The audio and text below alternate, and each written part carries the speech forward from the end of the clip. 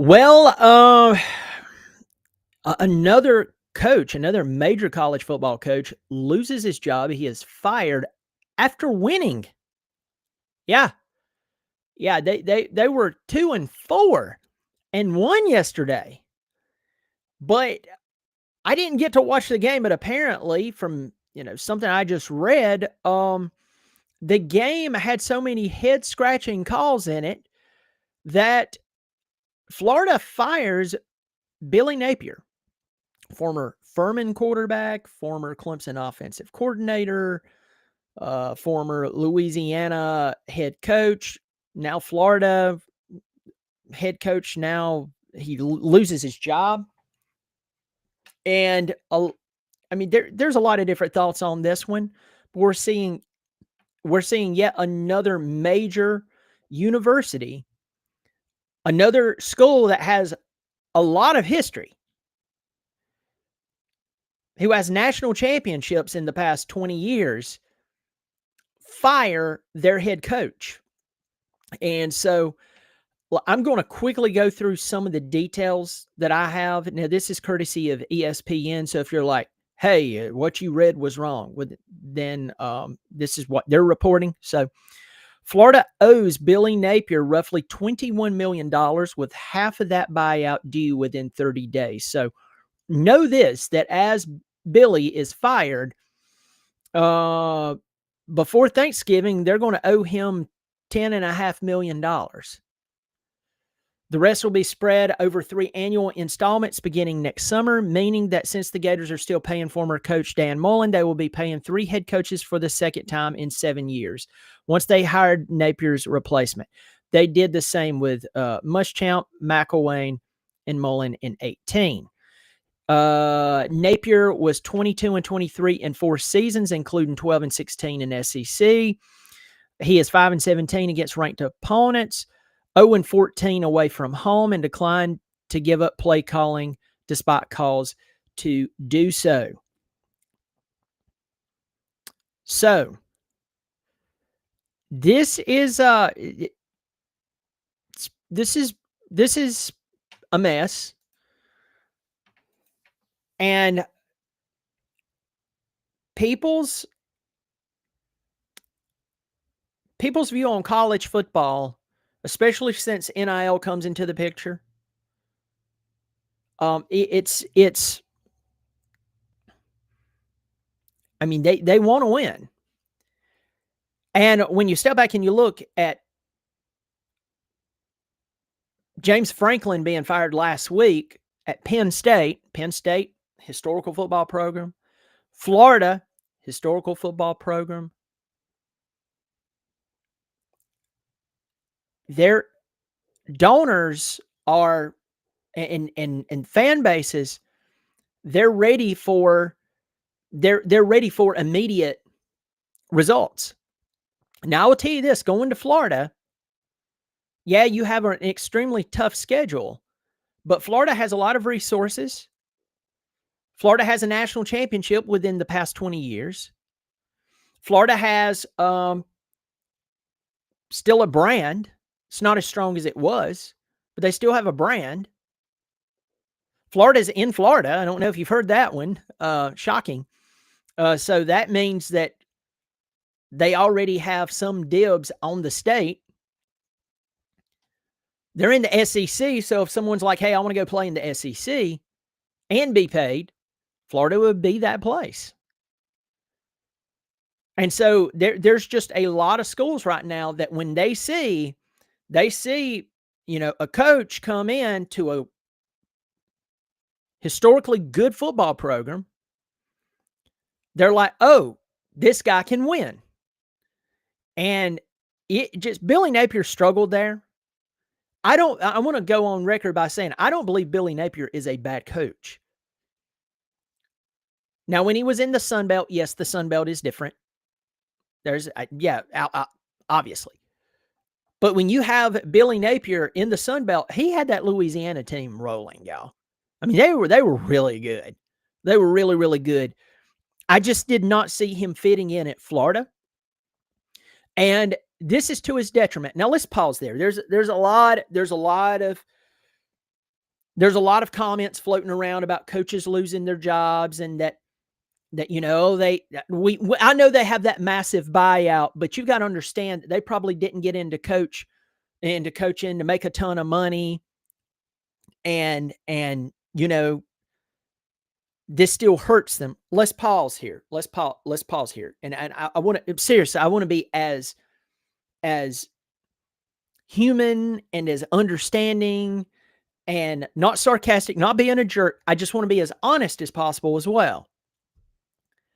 I am quite sure that Billy Napier does not feel good right now losing his job. He's probably irritated. He probably thought things were going to turn out different. He probably thought exactly what I just said. Hey, I'm doing well at Louisiana. Can you imagine if I take over Florida and all their resources? They have a relevant history. I can do this. And I don't blame him for thinking that. So I'm not taking away from that. If the guy is truly a competitor, he's probably hurting right now. But within 4 weeks, he will have $10 million like that. James Franklin, very unhappy, says he was shocked that they fired him. At the same time, he has a massive buyout. Yes, there's details to that. I've read those details about him having to, it's in the contract. He has to look for a job and whether it's in coaching or whether it's, with a network, and that Penn State will pay the difference. And I get that. I get that. So if these guys are true competitors, I know that it hurts them. But folks, when was the last time you lost your job and they paid you $10 million within 30 days? Unless you're one of these men or one of those one of the coaches in the past who's been fired, you're not going to get that. And I want to say this to those coaches as well. It's bad. It's bad. If you care about coaching, I don't blame you for feeling bad. But what I would say to some of those, what I would say to coaches in general, as a whole, not just these guys that just lost their job, I'm talking about major college coaches as a whole. Imagine getting fired and receiving no money. That is the story of the common man. So I guess what I'm trying to say is I think that some of these coaches, and I'm not saying this about Billy Napier, I'm not saying this about James Franklin, I'm just saying college football as a whole. Some of these coaches needs to realize that the money they earn is not typical, and their payout to lose their job is not typical. And so though it may hurt you and it may drive you nuts that you lost your job, you're not like the common man. Pause there. I want to make it very clear. I have no problem with anyone who makes a lot of money. I really don't. What really presses my buttons is when these guys act like them losing their job, like they're not getting anything. Like they're walking away empty-handed with a cardboard box with a few pictures of their kids when they were a few years younger when they first started the job, and there's nothing there. Oh, no, that's not the truth. So while I do feel bad for them professionally, they're not in a cheese line. And so maybe they didn't get into coaching to be rich, but guess what? It did work out. So I'm going to leave that there. But fans as a whole, and administrators and donors, they have very limited patience now that you're paying players, coaches are making a lot of money, and then they turn on the TV and they watch Kirk Cignetti up at Indiana doing what he's doing. And sure, that's only one out of several coaches, but he's doing it. So Florida and Florida donors and Penn State and anyone else who's thinking about firing their coach, probably Florida State after Norvell lost game number 4 in a row late last night. It was basically Pac-12 after dark. They're going, hey, we're not tossing a bunch of money at these football programs that we love, that we're donors. This is the donors talking, obviously, not me. Just want to clear that up if I didn't set that up well.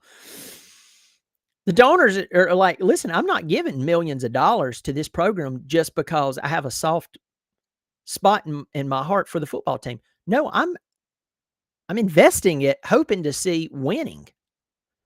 And not just winning over teams we're supposed to beat. I'm doing it to potentially watch my favorite team legitimately contend for a national championship. And that's why these guys are getting fired so fast now. That's why and well, here's the thing. Napier, I'm shocked that he made it through last year. And that's not a shot at him. I just fully expected in the middle of last season he would have been fired. And they went on that run and so on. And that saved his job. They were one of the hottest teams in America towards the end of the season. But here's the thing with Billy Napier. He's at Florida. They're the laughingstock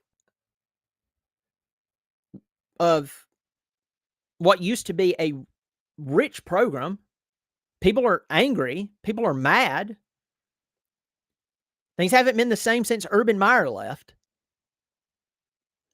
And they're wanting results once you pour all this money into coaching and players. And it just wasn't happening. Penn State had given James Franklin over a decade of support, and then they started paying players. And he finished 4-21 versus top 10 teams at Penn State. Not Rutgers, not Minnesota, not Purdue, not the artist formerly known as UCLA, which they're on a 3-game win streak since they fired their coach, and you got Goldilocks calling offensive plays for them. And by the way, I'm picking at him. I like I think Jerry Neuheisel, he and Kurt Cignetti are 2 of the best stories in all of college football right now. It's entertaining. If you love college football, I love college football. I'm a massive Clemson fan. By the way, I'm simulcasting this show right now on my Clemson channel and my new college football channel called Another College Football Podcast, where I talk about college football. The link is below this video. If you will, if you're watching, if you'll do me a favor here, just quickly go over there and subscribe and pass it along in all your forums on Facebook, etc. But I talk about college football because I love college football. I love Clemson, but I love college football. Like I was watching the Holy War last night. I was watching Notre Dame and Southern Cal and enjoying every moment of it. I love college football. And I love looking at other teams and seeing what they're doing. And folks, I'm going to tell you right now, especially if you're a Clemson fan, you're watching this on my Clemson channel. I have said this now for the better part of the past 2.5 months. Especially after Clemson went 1-3, 1-2. They were 1-2. Now they're 3-4.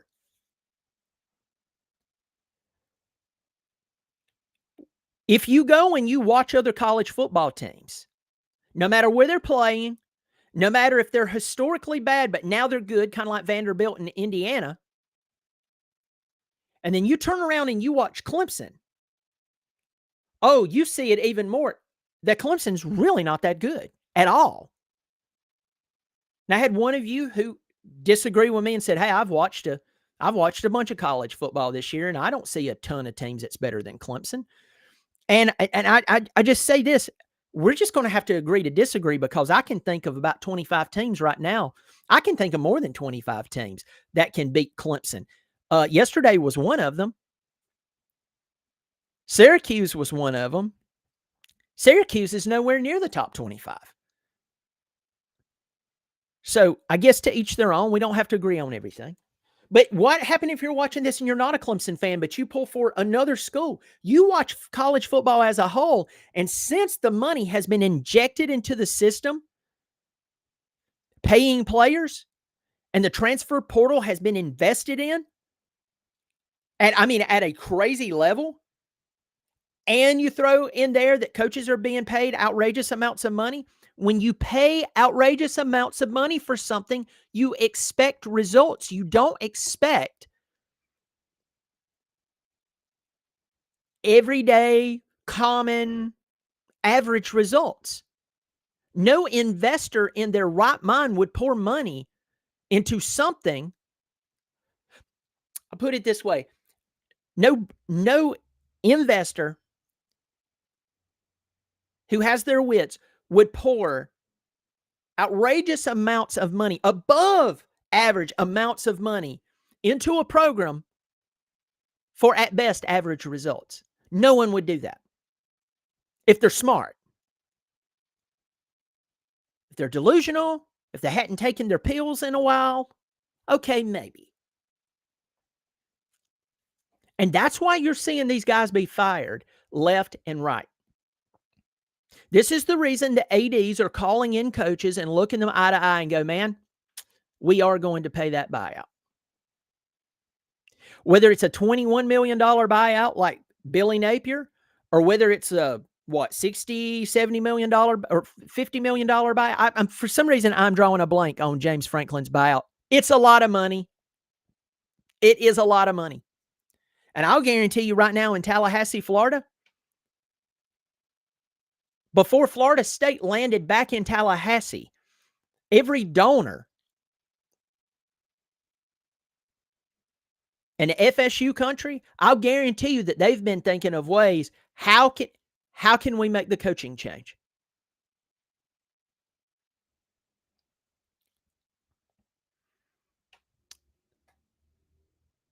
And this is sending a bold message to college football as a whole. We pay you a lot of money, whether it's a football coach or a player, and we expect things. That is how life works. I go to a Ferrari dealership. I give them $400,000. And they say, Mr. Knight, we're going to deliver that car to your front door. We're going to have to ship it in, but it's coming. All right. It'll be there tomorrow morning. Tomorrow morning comes. Get a notification on my phone. Hey, we're coming into your neighborhood. Be looking for it. I hear a honk out front to let me know they're there. I walk outside, and all of a sudden they start rolling. They start to roll off a 2005 Chevy. And I'm like, whoa, hold on. Wrong delivery. I paid $400,000 for a Ferrari. Yeah, about that. We think your expectations are a little too high. And I think that's really the problem here, is that you paid $400,000. But do you know what? Have you ever thought that maybe you just want a little too much? I tell you what you need to do. We're going to drop off this 2005 Chevy here, and you can accept it. We're keeping the $400,000, by the way. And if you don't like this Chevy, well, you're a bad person. Folks, I want to tell you this. Injecting a lot of money into a situation creates expectations that most people cannot live up to, but there's a select few who can. The problem in the market of college football is that the market has went crazy over the past 10 years. Longer than that, but especially over the past 10 years.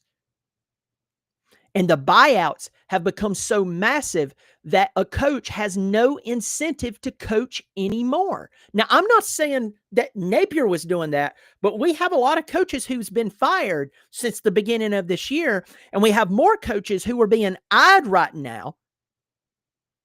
I'll guarantee you, if Norvell's buyout was $20 million, they would have fired him before it. And I'm not trash talking the guy. I'm just talking about what I've seen in college football and how administrations have been responding. Norvell wouldn't have even got on the team plane last night before he found out he lost his job. Florida State made the same mistake that most schools are doing because they're all playing this game of, well, you know, the market commands what we're going to pay these coaches. And then we got the same few agents running things in college football. Good for the agents, good for the coaches. But folks, what is this doing to college football? Someone, somewhere is going to have to learn a lesson. And when one learns the lesson, and then a second one learns the lesson, and then a third one learns a lesson, and it starts to have this snowball effect, just teeny tiny snowball. Everyone's laughing at them going, hey, this ain't going to work out for them.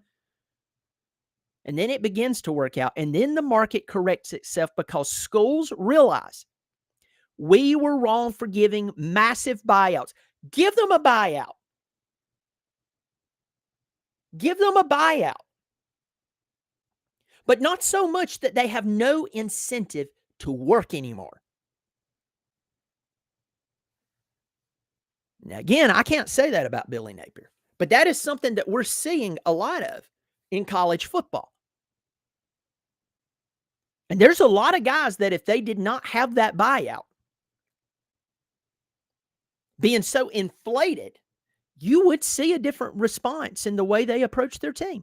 You would see more wins in the win column than losses in the loss column.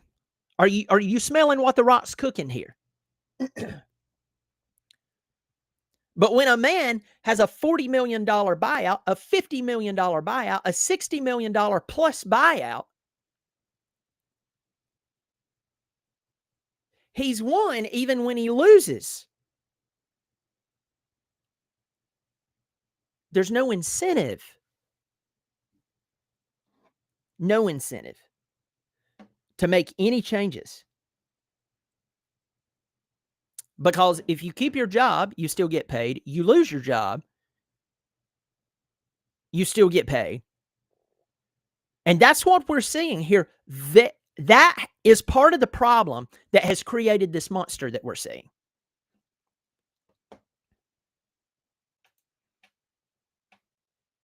So, I mean, it's just very interesting to see Billy Napier lose his job after winning a game. Even though it was bad, I didn't see the game, I'm being honest with you. I just know that they beat Mississippi State. Mississippi State is much better than what they have been over the past few years. It's not an easy job. So Florida won yesterday, and they still fired him. Because apparently it was ugly. It was an ugly game. Nothing was making sense. And I'm going to tell you this again, when donors look out there and they see play calls that does not look like a professional football coaching staff was making those calls, that's a really quick way to lose your job.